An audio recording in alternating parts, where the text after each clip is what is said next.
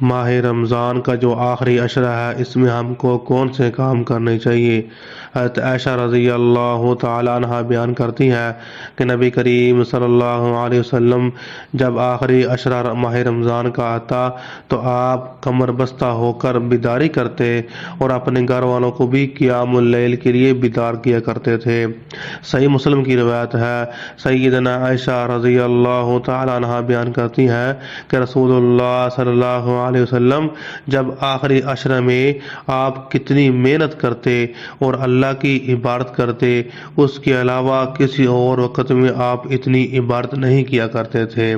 اور آخری عشرے کے اندر ہم سب کو اعتکاف بیٹھنا چاہیے، آخری عشرے میں اعتکاف بھی کرنا چاہیے۔ اعتکاف کا لغوی معنی ہے ٹھہرنا، کسی چیز پر جم کر بیٹھ جانا۔ اعتکاف کے فوائد یہ ہوتے ہیں کہ آدمی اپنے کاروبار کو چھوڑ کر، اپنی بیوی بچوں کو چھوڑ کر، اپنی مصروفیت کو چھوڑ کر صرف اللہ کی عبادت سکون کے ساتھ آدمی کر لیتا ہے۔ اور مرد کے ساتھ مطلب مردوں کی طرح عورتیں بھی مسجد میں اعتکاف کریں گی۔ ہمارے ہاں عورتیں گھر میں اعتکاف بیٹھ جاتی ہیں لیکن یہ جائز نہیں ہے۔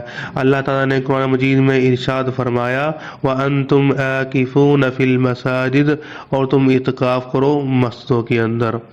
ویڈیو اچھی لگی ہو ہمارے چینل کو سبسکرائب کریں۔ السلام علیکم ورحمۃ اللہ۔